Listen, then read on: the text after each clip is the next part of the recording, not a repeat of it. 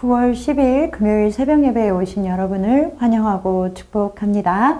오늘 우리가 함께 살펴볼 하나님의 말씀은 사사기 16장 23절에서 31절의 말씀입니다. 제가 읽어드리도록 하겠습니다.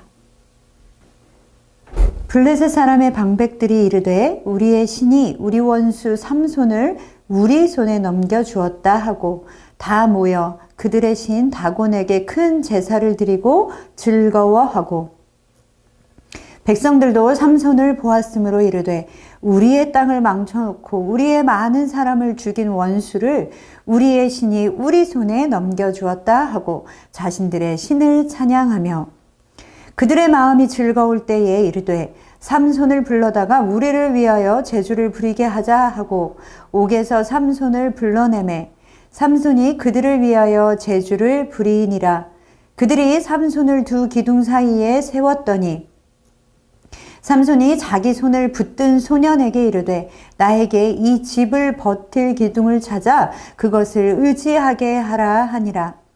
그 집에는 남녀가 가득하니 블레셋 모든 방백들도 거기에 있고 지붕에 있는 남녀도 3,000명 가량이라. 다 삼손이 제주를 부리는 것을 보더라. 삼손이 여호와께 부르짖어 이르되 주 여호와여 구하옵나니 나를 생각하옵소서. 하나님이여 구하옵나니 이번만 나를 강하게 하사 나의 두 눈을 뺀 블레셋 사람에게 원수를 단번에 갚게 하옵소서 하고 삼손이 집을 버틴 두 기둥 가운데 하나는 왼손으로 하나는 오른손으로 껴 의지하고 삼손이 이르되 블레셋 사람과 함께 죽기를 원하노라 하고 힘을 다하여 몸을 굽히매 그 집이 곧 무너져 그 안에 있는 모든 방백들과 온 백성에게 덮이니 삼손이 죽을 때에 죽인 자가 살았을 때에 죽인 자보다 더욱 많았더라. 그의 형제와 아버지의 온 집이 다 내려가서 그의 시체를 가지고 올라가서 소라와 에스다올 사이 그의 아버지 마노아의 장지에 장사하니라. 삼손이 이스라엘의 사사로 20년 동안 지냈더라. 아멘. 사랑하는 성도 여러분, 인생을 살아가면서 자신감에 차 있고 모든 일들이 성공으로 이끌어졌던 순간이 얼마나 되십니까? 자신감에 차 있는 순간도 분명히 있고 우리의 문제들이 다 잘 풀리는 순간도 있습니다. 그러나 우리는 순간순간 우리의 연약함을 느낄 때가 많이 있습니다. 연약함을 느낄 때, 그때뿐만 아니라 열심히 살았음에도 불구하고 계속해서 일이 잘 안 될 경우에는 무기력함을 느끼기도 합니다. 우리는 삼손에 관한 말씀을 살펴보고 있습니다. 삼손의 이야기 중에서도 오늘 본문의 삼손 이야기는 삼손의 모습과 삼손이 겪고 있는 일들이 바로 연약함과 무기력함의 순간입니다. 연약하다고 생각할 때 우리는 어떤 태도를 취해야 할까요? 오늘 말씀을 통하여 연약할 때 하나님 앞에서의 우리의 어떠한 태도를 취해야 하는지를 들으시는 시간 되시기를 소망합니다. 오늘 본문 23절에서 25절의 말씀을 먼저 보시면 이 말씀을 읽을 때 우리는 참담함을 느끼게 됩니다. 참담함을 넘어서 수치스럽고 모욕적인 기분이 듭니다. 삼손을 붙잡은 블레셋 사람들은 자기들이 섬기는 신을 찬양하며 즐거워하며 제사를 드렸습니다. 왜냐하면 자신의 신인 다곤이 자신들의 땅을 망쳐놓고 자신들의 백성들을 죽인 원수 삼손을 자신들의 손에 넘겨주었기 때문이었습니다. 자신들이 그렇게 강하다고 생각한 자신들의 원수를 자신들의 신이 자신들의 손에 넘겨주었습니다. 그러니 얼마나 기쁘고 즐거워하며 그 신에게 제사를 드렸겠습니까? 그리고 거기에서 끝난 것이 아니라 삼손에게 자신들 앞에서 제주를 부리게 했습니다. 얼마나 치욕스럽고 수치스러운 일입니까? 그러나 그렇게 자신을 모욕하고 즐거워하는 사람들 앞에서도 삼손은 너무나 무기력했습니다. 그 상황을 바꿀 수도 그 상황에서 벗어날 수도 없었습니다. 사실은 이제까지 하나님이 주신 힘을 자신의 마음대로 자기가 원하는 대로 멋대로 사용해 오고 누구에게도 머리를 숙인 적이 없던 삼손에게는 이 순간이 가장 무기력하고 힘든 순간이었을 것입니다. 연약함이 무엇인지를 정말로 깨닫게 되는 순간이었습니다. 그렇다면 삼손은 왜 자신에게 주신 이 사사의 직분뿐만 아니라 하나님이 주신 그 힘과 능력을 한순간에 잃게 되었습니까? 그것을 다 잃어버리고 가장 연약함의 자리로 내려오게 되었습니까? 우리가 잘 알고 있듯이 그것을 삼손이 잃어버린 것이라기보다는 그것을 삼손이 던져버린 것입니다. 삼손의 하나님의 뜻과 약속, 그리고 나시린으로서의 서약을 그냥 삼손은 내팽개쳐 버렸습니다. 인생을 내 마음대로 즐기고 살 때에는 그 서약을 그리고 그 약속을 지키는 것이 하나도 중요하지 않았습니다. 그리고 하나님의 뜻과는 완전히 다른 삶의 모습으로 살아갔습니다.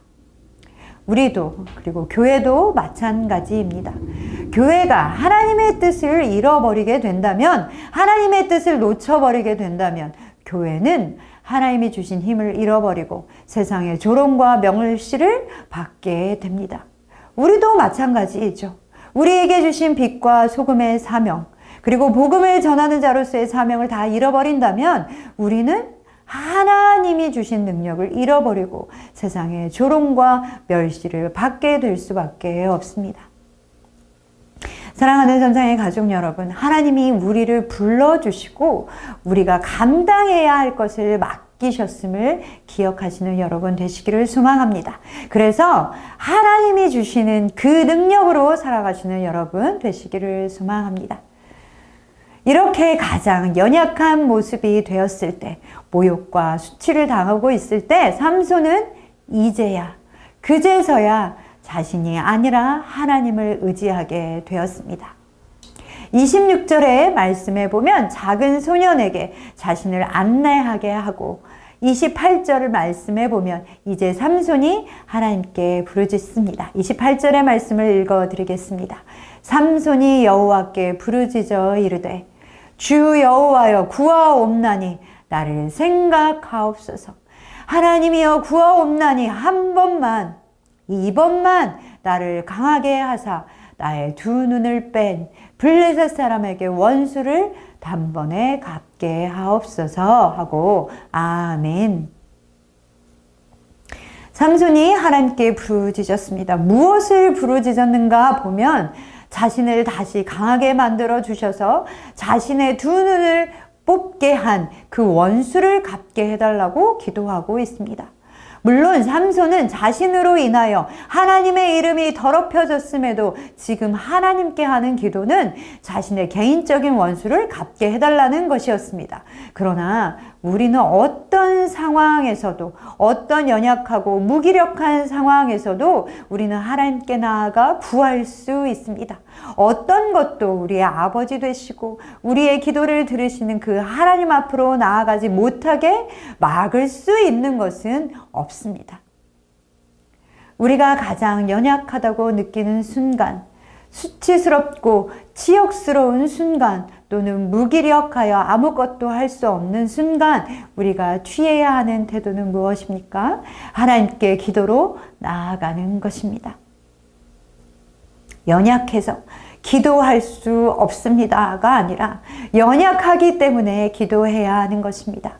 하나님의 도움이 필요하기 때문에 하나님의 인도하심과 하나님의 능력과 하나님의 강한 오른손이 필요하기 때문에 우리는 기도해야 합니다.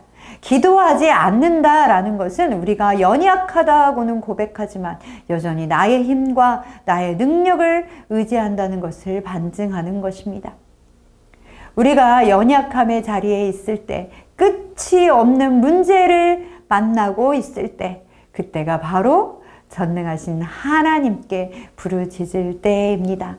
지금이 바로 기도할 때인 것입니다.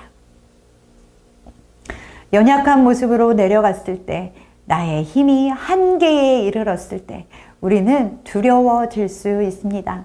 세상 사람들은 이런 상황이 될 때 두려워하고 분노하기도 하고 조바심을 내기도 합니다. 그러나 우리는 잠잠히 하나님을 바라며 우리의 내면 깊은 곳에서는 기뻐할 수 있습니다.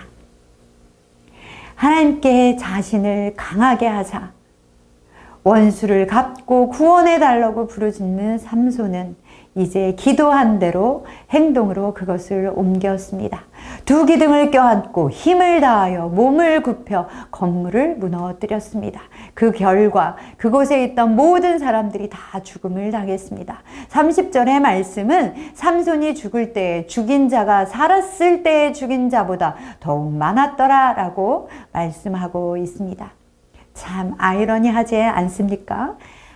하나님이 주신 자신의 힘을 마음대로 사용했을 때는 조롱과 모욕을 피할 수 없게 되었지만 연약함을 경험하고 하나님께 부르짖을 때 그는 연약했지만 가장 큰 업적을 세우게 되었습니다. 바로 우리가 연약하다고 느낄 때 그때가 하나님의 강함이 우리를 통해 드러날 수 있을 때입니다. 아프리카에서 정말 열심히 사역하시던 선교사님이 자신이 암에 걸렸다는 사실을 알게 되었습니다. 그러나 선교사님은 희망의 끈을 놓지 않고 열심히 사역하며 또한 열심히 치료했습니다. 그러나 암이 점점 퍼져 정말 손을 쓸 수 없는 상황이 되었고 고통으로 인해 사역도 계속할 수 없는 상황이 되었습니다. 그러나 그때 선교사님은 이제야 나는 하나님께서 마음껏 쓰실 수 있는 부드럽고 말랑말랑한 상태가 되었습니다. 이제야 저는 겸손함을 배웠고 이제 저를 통해 하나님의 능력이 나타날 때입니다 라고 고백하시는 것을 보았습니다. 그렇습니다. 우리의 연약함이 바로 하나님의 강함을 드러낼 수 있는 도구입니다. 세상이 알지 못하는 하나님의 능력이 우리의 약함을 통해 드러나고 역사하게 되는 것입니다. 고린도후서 12장 9절에서 10절의 말씀도 이렇게 말씀하고 있습니다. 나에게 이르시기를 내 은혜가 내게 족하도다. 이는 내 능력이 약한 데서 온전하여 짐이라 하신지라. 그러므로 도리어 크게 기뻐함으로 나의 여러 약한 것들에 대하여 자랑하리니 이는 그리스도의 능력이 내게 머물게 하려 함이라. 그러므로 내가 그리스도를 위하여 약한 것들과 능욕과 궁핍과 박해와 곤고를 기뻐하노니 이는 내가 약한 그때의 강함이라. 아멘. 정말 아멘이십니까? 우리에게 없는 하나님의 능력을 기대하십시오. 우리의 능력과는 비교할 수도 없는 하나님의 강함을 기대하십시오.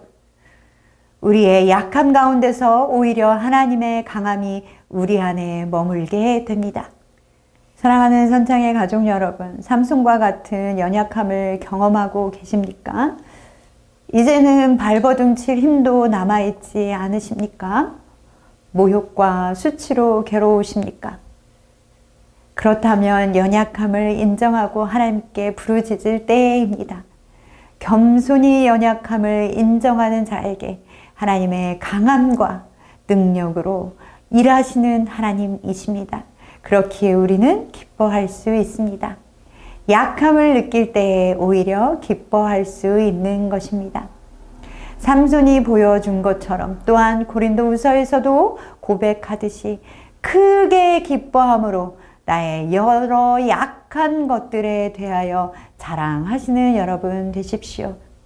그것은 우리에게 그리스도의 능력이 우리 안에 머물게 할 것입니다. 오늘 하루도 예수 그리스도의 능력으로 살아가시는 여러분 되시기를 소망합니다.